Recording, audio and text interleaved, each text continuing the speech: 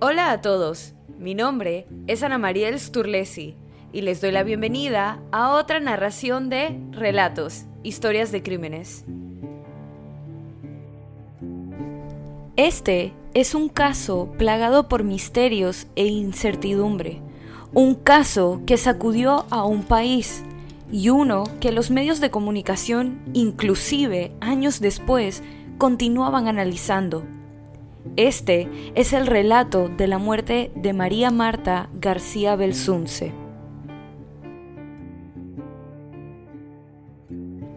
El domingo 27 de octubre de 2002 había empezado como un día cualquiera para los habitantes del exclusivo Country Carmel, ubicado en la localidad de Pilar, en la provincia de Buenos Aires, Argentina.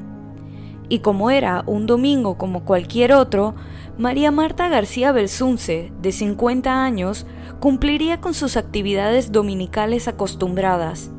María Marta, junto a su esposo Carlos Carrascosa, almorzaron en la casa de unos amigos y vecinos. Posteriormente, Carlos se fue a la casa de su cuñada y medio hermana de María Marta, Irene Urtic, que compartía con sus dos hijos y su esposo Guillermo Bartoli, quienes vivían a unas pocas casas de distancia de María Marta y Carlos. Mientras Carlos se juntaba con Guillermo para ver los partidos de fútbol de la tarde, a las 16 horas, María Marta se dirigía a las canchas de tenis privadas del Country Club para reunirse con amigas a jugar sus partidos rutinarios de domingo. Pero, poco después de comenzado el partido, inesperadamente empezó a llover, lo que provocó que el partido se cancelara y María Marta, por ende, se dirigió en bicicleta a la casa de su hermana para reunirse con su esposo y el resto de la familia. En la casa, Carlos y Guillermo se encontraban viendo el clásico de Boca Juniors y River Plate. María Marta se quedó a tomar un café y a compartir con los demás. A las 18:07 aproximadamente, culminó el partido. Y unos minutos más tarde, María Marta decide regresar a su casa para bañarse, ya que, como todos los domingos, su masajista, Beatriz Michelini, llegaría a las 19 horas para su cita. Su esposo Carlos decide permanecer en la casa de los Bartoli Urtic para ver el siguiente partido de fútbol entre Independiente y Rosario Central. Alrededor de las 18:47, el equipo de Independiente anota un gol, y según la declaración de Guillermo Bartoli, posteriormente Carlos se retira unos cuantos minutos después en dirección a su casa. Ya cerca de las 7 de la tarde, Carlos se aproxima al camino empedrado que dirige al frente de su casa, cuando se encuentra con José Ortiz, uno de los miembros del equipo de seguridad del Country, quien le comenta que la masajista se encontraba en la garita y necesitaban confirmación de acceso para dejarle pasar, pero que habían estado llamando a la casa y no habían obtenido respuesta, y que al tocar la puerta, tampoco. Carlos le indica a Ortiz que la dejen pasar y procede a estacionarse. El hombre entró a su casa y comenta que desde la planta baja empieza a llamar a María Marta, pero que tal como le había dicho el encargado de seguridad, no le responde. En lo que empieza a subir las escaleras y llega al segundo piso, nota todo cómo se llenaba de vapor proveniente del baño de la recámara principal. Al acercarse a la puerta del baño, desde afuera puede notar en el suelo de este un charco de sangre, lo que lo lleva a adentrarse al baño y se encuentra con su esposa completamente vestida, ahogada en la bañera, llena de agua manchada de sangre, con la parte superior del cuerpo sumergido dentro de la tina y el resto del cuerpo afuera. Carlos Carrascosa procede a sacar el cuerpo de María Marta de la tina, agarrándola por debajo de los brazos y arrastrándola hasta el umbral de la puerta, en donde la acuesta en el piso con las piernas dentro del baño y el torso en el cuarto principal. Y es a partir de este momento que los últimos instantes de vida de María Marta se entreñan en un misterio que provocan una cadena de suposiciones, la intervención de un fiscal seguro de conocer la verdad y un frenesí mediático como pocos en la historia del país. Según los alegatos de Carlos Carrascosa, Una vez saca a María Marta inconsciente del baño y la coloca en el suelo, escucha el auto de la masajista Beatriz Michelini aproximarse por el camino de piedras, lo que lo lleva a gritarle desde una ventana en la habitación que se apure a subir las escaleras, ya que María Marta había tenido un accidente. El hombre declara que hasta entonces creía que su esposa había sufrido un golpe en la cabeza tras resbalarse y golpearse con 2 vigas en diagonal que, a pesar de estar en el techo del baño, habían sido colocadas a una altura muy baja. Michelini, una vez en la habitación, inicia los intentos de reanimación dándole CPR a la víctima. Carrascosa se dirige al teléfono para avisarle a su cuñada Irene Urtic lo que había sucedido. En respuesta, la mujer envía a su esposo Guillermo Bartoli mientras ella se vestía. Bartoli procede a socorrer a María Marta, también haciéndole relevo a Michelini en el proceso de masaje cardíaco. Poco después, Carrascosa hace el llamado a la primera de 2 ambulancias que llegarían a la escena. Al mismo tiempo, Irene Urtic llega a la casa de Carrascosa García Belsunce. En lo que la mujer considera un ataque de desesperación, Irene sale corriendo de la residencia en dirección a la guardia del country buscando ayuda, lo que provoca que los hombres de seguridad llamen a una segunda ambulancia. Irene, aún en estado de desesperación, corre nuevamente en dirección a las casas en busca de un médico y toca la puerta de Diego Piazza, un joven vecino que estaba cursando sus años de estudio de medicina, quien la acompaña y toma control de los intentos de reanimación. A las 19:30 llega la primera ambulancia liderada por el doctor Juan Gobri Gordon, que es conducido inmediatamente a la habitación principal y se encuentra con María Marta aún en el suelo mientras la alfombra que adornaba todo el cuarto se manchaba cada vez más de sangre que provenía de la cabeza de la mujer, que permanecía inconsciente con un pulso cardíaco muy bajo. El doctor Gordon hace uso de todos los medios y medicamentos a su disposición para salvar la vida de María Marta, en lo que llega la segunda ambulancia, unos 13 minutos después. Pero lastimosamente la situación era más precaria de lo pensado y se oficializa la muerte de María Marta García Belsunce en su residencia a los 50 años. María Marta García Belsunce era una mujer de un carácter muy fuerte, que no aceptaba con facilidad una derrota. Era determinada y, a pesar de parecer seria, era sumamente cariñosa y siempre buscaba maneras de ayudar a los que más lo necesitaban. Había estudiado sociología, pero se había dedicado toda su vida a las buenas causas, como ser voluntaria en comedores públicos. Participaba activamente en organizaciones sin fines de lucro y hasta el día de su muerte era vicepresidente de la Fundación Missing Children Argentina, organización dedicada a brindarle ayuda y las herramientas a familias cuyos niños habían desaparecido sin rastro alguno. Con esta misma organización se dedicaba a la investigación de tráfico de menores en la provincia de Buenos Aires, llegando a recibir amenazas de muerte. María Marta conoció a Carlos Carrascosa por medio de una buena amiga cuando apenas tenía 11 años y Carlos 18. A los años se convirtieron en pareja y se casaron cuando María Marta tenía 19 y Carlos 26. Carrascosa, al momento de conocer a su futura esposa, se encontraba en el negocio de la marina mercantil, un trabajo que hacía que estuviera mucho tiempo alejado de la vida familiar, por lo que María Marta tomó cartas en el asunto y le dijo que tenía que escoger entre su trabajo o ella. Al final, eligió a María. La pareja llegó al exclusivo country residencial Carmel después de que Carlos amasara una fortuna como corredor de bolsas y decidiera retirarse a temprana edad. Todos los que los conocían describían a la pareja como felices, perfectos el uno para el otro y eternamente enamorados. Durante los primeros auxilios y análisis del cuerpo, el doctor Gordon nota un pequeño orificio en el lado izquierdo de la cabeza de María Marta y determina que es una fractura de cráneo causada por el golpe con las 2 vigas diagonales que los familiares asumían había ocurrido, y él concluye que el escenario presentado concordaba con un accidente de esa índole. En lo que el doctor se preparaba para darle la terrible noticia a la familia que esperaba abajo, le solicita a la masajista que limpie la sangre del baño y la habitación para poder que la familia pasara a verla y nos impresionaran.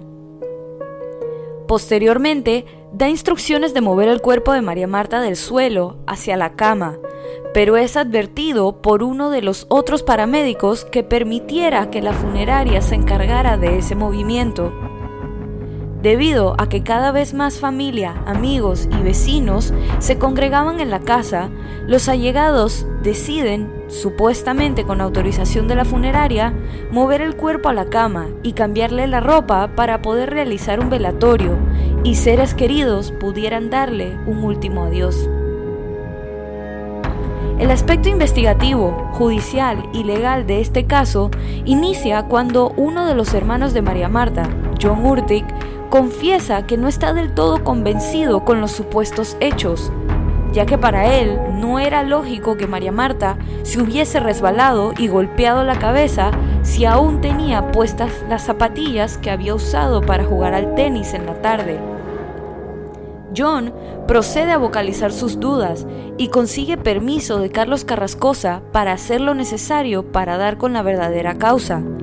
Es ahí cuando acude a la ayuda de su hermano Horacio García Belsunce, quien se pone en contacto a la mañana siguiente con un amigo fiscal de la Cámara de Casación de la Nación, quien ordena al comisario de la policía de la provincia que acuda al domicilio Carrascosa junto con Diego Molina Pico, que era el fiscal del área que se encontraba de turno.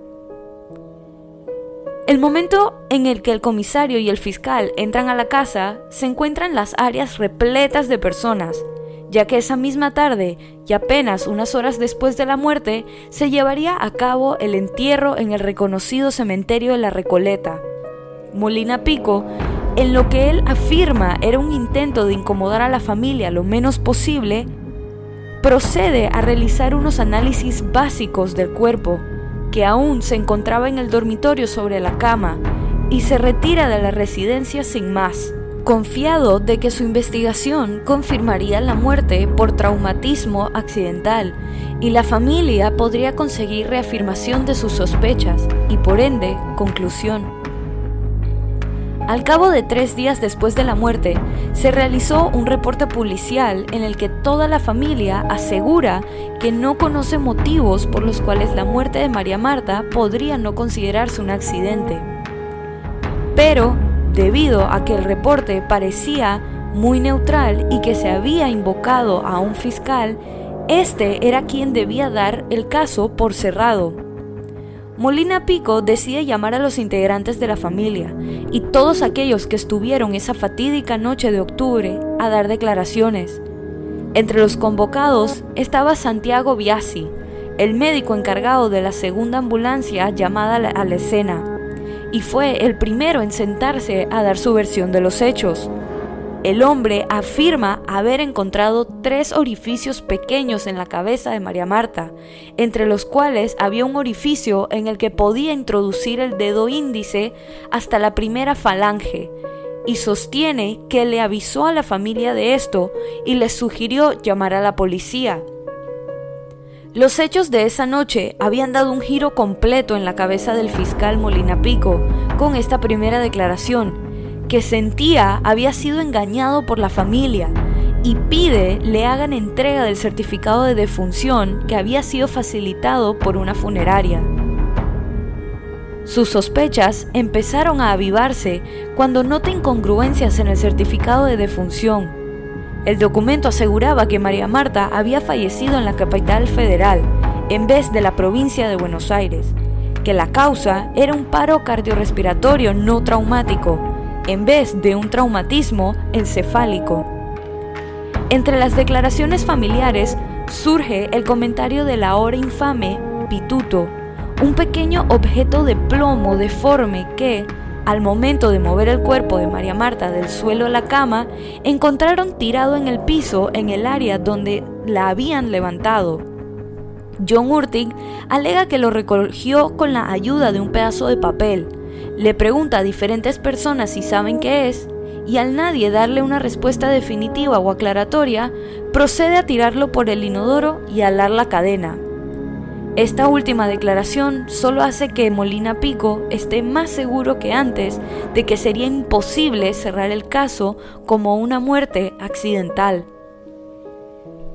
A 36 días del fallecimiento de María Marta García Belsunce y 35 días de haber sido enterrada, el fiscal ordena una autopsia.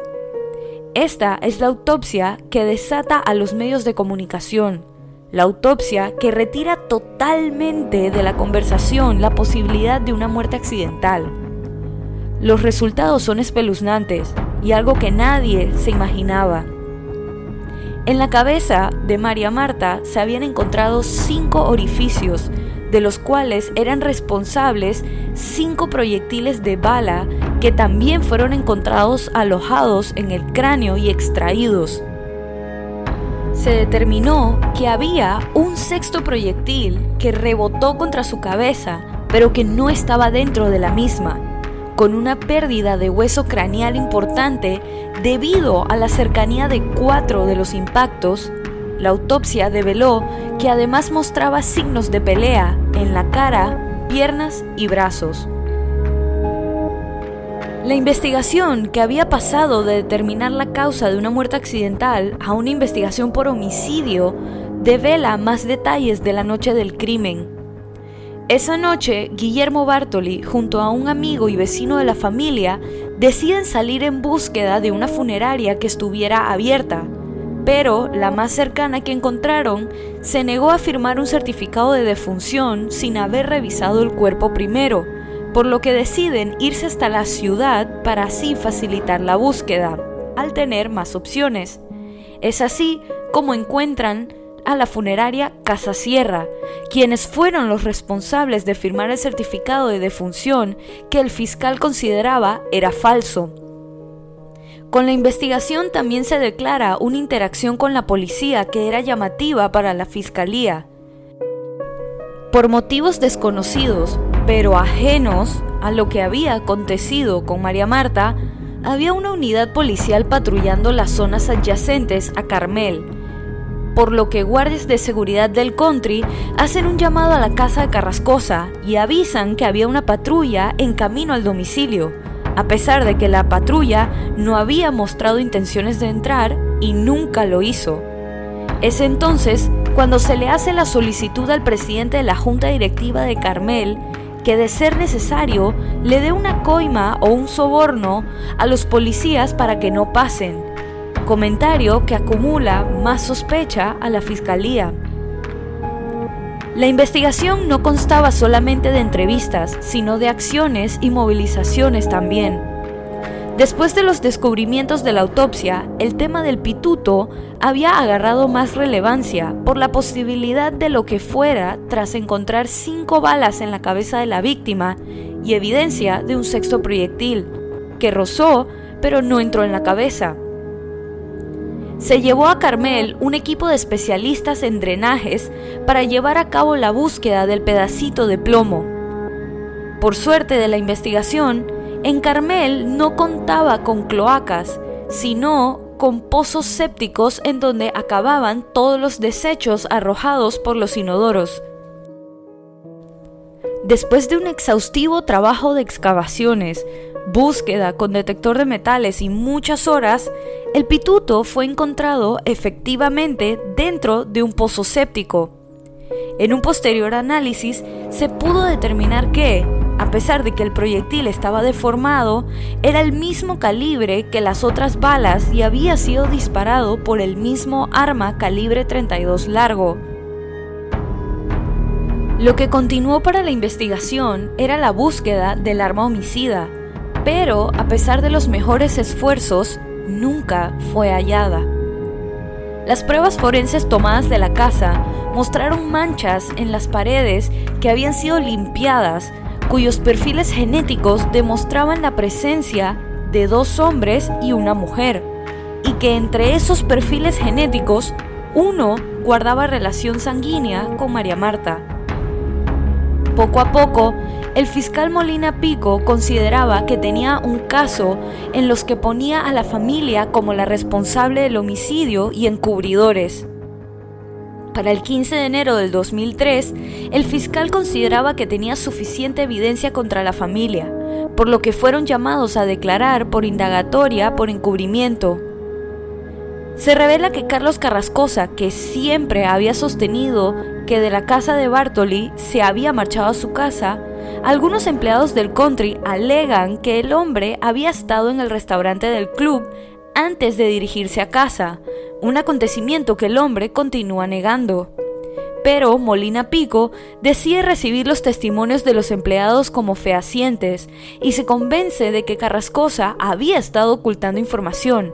Así que procede a oficializar cargos de homicidio agravado contra el viudo, a quien se le otorga prisión preventiva, pero después de unos días encarcelado, Carrascosa es puesto en libertad después de que el juez que había dictaminado la privación de libertad preventiva considera que es necesario estudiar otras posibilidades en el caso.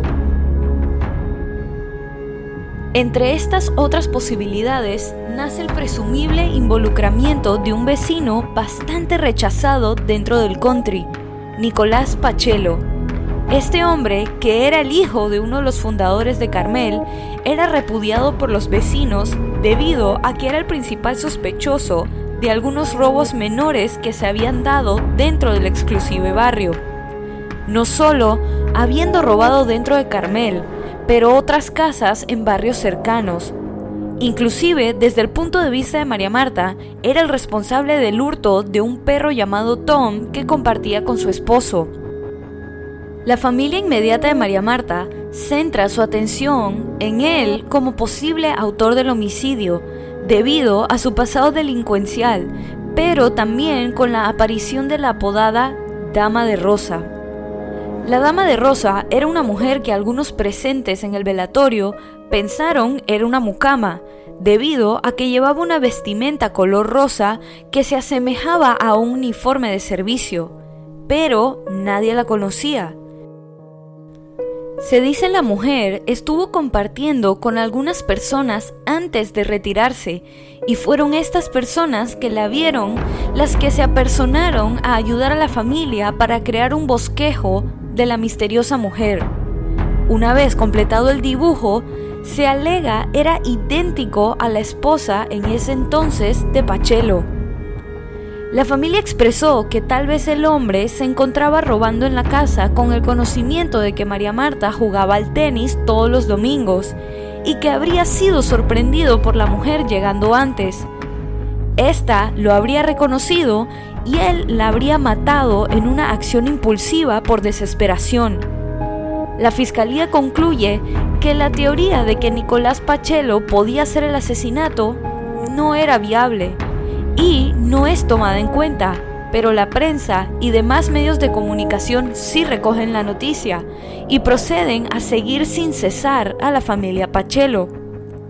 El escrutinio mediático era tal que la madre de Pachelo decide terminar con su vida y lanzarse al vacío desde su edificio de vivienda, no sin antes haber escrito cartas para sus seres queridos, así también como una para la familia García Belsunce, en la que los responsabilizaba de su muerte. Como se mencionó anteriormente, la fiscalía no veía posible acusar a Nicolás Pachelo como el asesino, por lo que sostuvo las acusaciones contra la familia de la víctima, pero sobre todo sobre el esposo. Diego Molina Pico había armado la teoría de que Carlos Carrascosa estaba involucrado con un cartel narcotraficante en México y que María Marta había descubierto que las cuentas bancarias de las organizaciones benéficas para las que trabajaba estaban siendo utilizadas por familiares para lavar dinero y que cuando la mujer amenazó con llamar a las autoridades, habría sido asesinada por su esposo y el resto de la familia lo habría encubierto. Y con esta teoría, 5 años después del crimen, comienza el juicio contra Carlos Carrascosa por homicidio agravado y encubrimiento. Alrededor de 200 testigos se presentaron a declarar en el juicio, con testimonios muy similares, salvo en algunos detalles. La línea principal de los testimonios parecía ser la misma, pero los detalles variaban dependiendo de a quién se le preguntara y a qué lado de la causa perteneciera esa persona. Los médicos forenses declararon que, durante la autopsia y análisis del cuero cabelludo de María Marta, se pudo establecer la presencia de una sustancia llamada ciano, que pertenece al conjunto de sustancias conocidas como cianoacrilato, que son comúnmente utilizadas para la fabricación de pegamentos, sugiriendo la posibilidad de que se intentaron cerrar las heridas en la cabeza. La defensa consideraba que esto era evidencia sin fondo, ya que la querella había expresado que si había ciano, existía la posibilidad de que fuera cianoacrilato, pero que no habían presentado pruebas contundentes de que en efecto fuera cianoacrilato. No obstante, fue un punto sumamente incriminatorio para quienes veían el caso desde afuera. Entre testimonios y evidencias, se pudo determinar por medio de análisis de ADN que las manchas que habían sido retiradas de las paredes no coinciden con los perfiles genéticos de la familia. Pero la Fiscalía procede a señalar que eso no los excluye de ser culpables. Otro testimonio sobresaliente fue el de Nicolás Pachelo, que había sido llamado tanto por la bancada querellante como por la bancada de defensa. El hombre negó conocer a María Marta, negó haber tenido interacciones con ella e inclusive negó conocer cuál era su residencia, a pesar de vivir en dirección diagonal a la casa Carrascosa. A pesar de que un grupo de adolescentes declararon que iban caminando por la vereda cerca de la casa de María Marta y que vieron a Pachelo trotando en dirección a donde se dieron los hechos, el hombre negó con vehemencia haber salido a trotar o a pasear. Después de meses de juicio, Carlos Carrascosa no fue encontrado culpable por asesinato, pero es encontrado culpable de encubrimiento y sentenciado a 5 años y 6 meses de prisión. A pesar de la sentencia, el hombre es puesto en libertad unas meras horas después, tras pagar una fianza de $100,000. No obstante, un segundo juicio es dictaminado debido a la apelación del veredicto por parte del fiscal Molina Pico, que no estaba convencido de la sentencia de encubrimiento y la absolución de los cargos de homicidio. Esto hace que la causa suba a la Corte Provincial Penal de Casación y son los fiscales en esta instancia quienes logran que a Carlos Carrascosa se le declare culpable de homicidio y sentenciado a cadena perpetua, 2 años después del primer juicio y 7 años después del asesinato. Después de 5 años en una prisión y 2 años en arresto domiciliario, en el año 2016, Carlos Carrascosa le pide a la Corte Suprema que vuelva a revisar su caso. Esta entidad accede a la petición y la indagación que hacen revelan que María Marta había fallecido a las 6:30 de la tarde y declaran que por ende Carlos Carrascosa no se encontraba en la residencia cometiendo el asesinato, ya que, en cuanto a testimonios de los familiares, se encontraba en casa de su familia política. Y en cuanto a las declaraciones del fiscal Diego Molina Pico y algunos empleados del club, se encontraba en el restaurante del Country. En respuesta a este hallazgo, la Corte decide absolver a Carrascosa y declararlo inocente de ser el autor del asesinato. Es entonces con su nueva declarada libertad que Carlos Carrascosa decide, una vez más, centrar sus esfuerzos de, según él, encontrar justicia para María Marta en Nicolás Pachelo. Para este momento de la vida parecía que Pachelo estaba mostrando ser una persona diferente. Parece haber dejado atrás sus problemas con la justicia, hasta que es descubierto vendiendo drogas y visto en cámaras de seguridad ingresando en domicilios ajenos dentro de barrios cerrados y haciéndose con objetos ajenos. Con esta nueva atención sobre Nicolás Pachelo, fiscales empiezan a indagar en la causa una vez más, trayendo a juicio a Pachelo junto a 2 vigilantes del grupo de guardias de seguridad del country. La teoría era que los 2 hombres de seguridad tenían la práctica de meterse en casas del barrio a robar, aprovechando que tenían acceso a las entradas y salidas de los inquilinos, además de acceso a los registros de quienes ocupaban las canchas de deporte y a qué horas. Los fiscales plantearon la posibilidad de que Pachelo estaría en complot con los hombres para robar en la casa Carrascosa, mientras que no se encontraba nadie, pero no esperaban con que María Marta retornaría más temprano de lo pensado. Así que, al encontrarse con ella, se desató una pelea después de que ella los reconociera, y por ende, la mataron. En su momento, fue a juicio y condenado a prisión por los diferentes robos, pero él, junto a los guardias de seguridad, fueron absueltos del asesinato de María Marta a finales del 2022, 20 años después del crimen. Sin embargo, mientras se encuentra cumpliendo sentencia por los robos, a finales de marzo del presente año, el miércoles 27, fue condenado a cadena perpetua, revirtiendo la absolución inicial. El fallo condenatorio enumera testimonios que se dejaron de lado. El documento habla de algunas conversaciones escuchadas por otros en las que, supuestamente, Pachelo confirma haber realizado el crimen. El documento habla de declaraciones proporcionadas por empleados de la familia que dicen y afirman que Pachelo hizo compra de un revólver calibre 32 largo, el mismo calibre utilizado en el asesinato.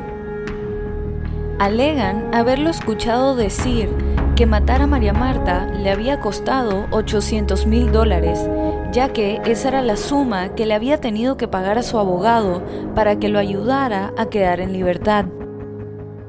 También alegan que se ignoró el testimonio del hermano de Pachelo, con quien no tenía buena relación, de nombre Francisco, que había declarado que Nicolás había asesinado a María Marta. Pero, después de dada a conocer la sentencia de cadena perpetua, Nicolás Pachelo publicó una carta declarando que siempre fue, es y será inocente. Algo que algunas personas del público creen cierto debido a evidencias circunstanciales. Por su parte, Carlos Carrascosa vive su vida en libertad, siempre con el escrutinio de quienes consideran que sí es el asesino, pero afirma que a pesar de esto, cuenta con mucho apoyo, tanto de allegados como de desconocidos. Y después de la sentencia de Nicolás Pachelo, afirma que era algo evidente desde el inicio, y que puede morir en paz sabiendo que 21 años y 5 meses después se había hecho justicia por el asesinato de María Marta García Belsunce.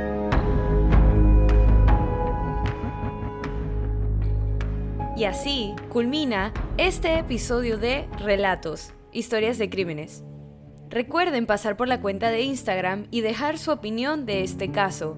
La cuenta es Relatos en Podcast y la pueden encontrar en la descripción de este episodio.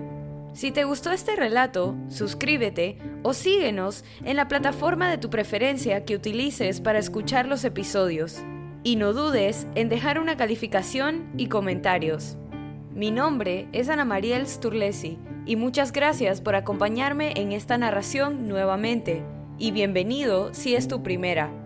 Nos vemos la otra semana para otra narración de Relatos, Historias de Crímenes.